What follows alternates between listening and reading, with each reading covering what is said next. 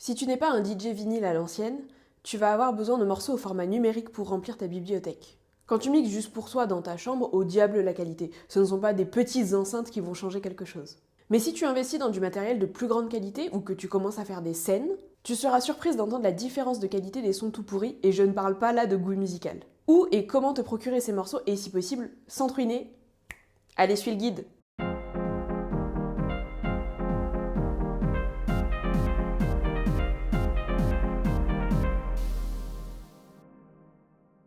YouTube MP3. C'est le grand classique des DJ débutants et parfois pros. Allez chercher la musique sur YouTube puis la télécharger illégalement depuis un convertisseur en ligne. Honnêtement, je te le déconseille. Premièrement, à cause de la qualité des morceaux. Ils sont déjà compressés sur YouTube et le seront une deuxième fois par le logiciel que tu vas utiliser pour les télécharger. Résultat, un morceau tout pourri qui va te crever les tympans dès que tu vas passer sur une sono un peu quali. Ensuite, et je parle là à titre personnel, le téléchargement illégal par un ou une DJ me chagrine vraiment. On est bien placé pour savoir à quel point c'est dur de vivre de sa musique. Donc, craquer des morceaux d'artistes qui ont travaillé dur pour sortir un son, en termes d'éthique, c'est vraiment pas ouf. Enfin, si tu ne fais pas attention et que tu télécharges par exemple la version clip de ton morceau, tu auras plein de sons parasites dans ta track et c'est exactement ce qu'il faut pour foirer un set. Ok, je critique, mais pourquoi j'en parle alors ? Tout simplement parce que les DJ qui utilisent cette technique sont nombreux et nombreuses et que je ne peux pas ignorer cette pratique. L'autre avantage, c'est la gratuité, alors je rappelle que c'est illégal, mais YouTube peut être un bon moyen de récupérer des morceaux pour les tester, puis les acheter s'ils te conviennent et s'agencent correctement dans ton set. Mais pour les prestats, c'est un grand nom. Parlons justement de l'achat. Le plus simple, c'est donc d'acheter les morceaux directement. C'est un peu long car tu les achètes un à un, mais si tu mets à jour régulièrement ta bibliothèque, tu devrais pouvoir t'en sortir. Aujourd'hui, j'ai une bibliothèque d'à peu près 700 morceaux que j'ai construite au fur et à mesure du temps, à moyen/long terme. Pour l'achat, à toi de voir sur quelle plateforme tu veux passer. Ça peut être par exemple Amazon Music, où il est possible de se fournir parmi un grand choix de titres, allant d'un tarif généralement entre 1 et 3 euros par morceau. Dans ce cas-là, n'hésite pas à partager tes tracks avec tes collègues DJ.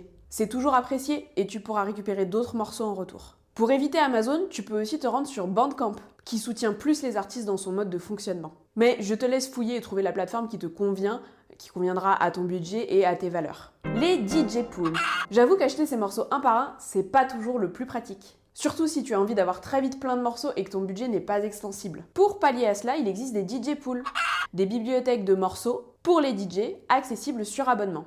L'avantage, c'est que tu y trouves souvent plusieurs versions d'un seul et même morceau. La cappella, la version extended, l'edit radio, etc.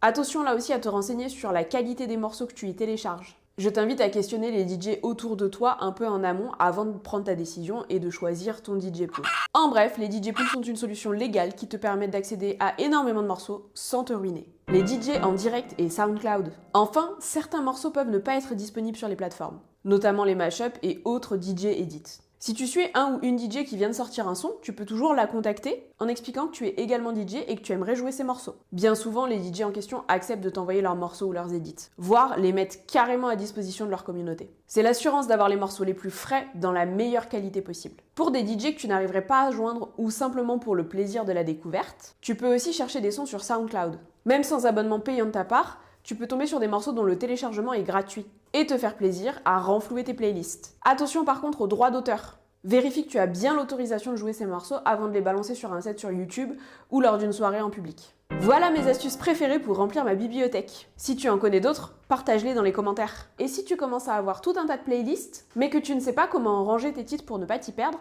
laisse-moi un petit mot en commentaire et je ferai probablement une vidéo sur le sujet. Sur ce, je te souhaite une excellente session de mix et je te dis à bientôt dans une prochaine vidéo.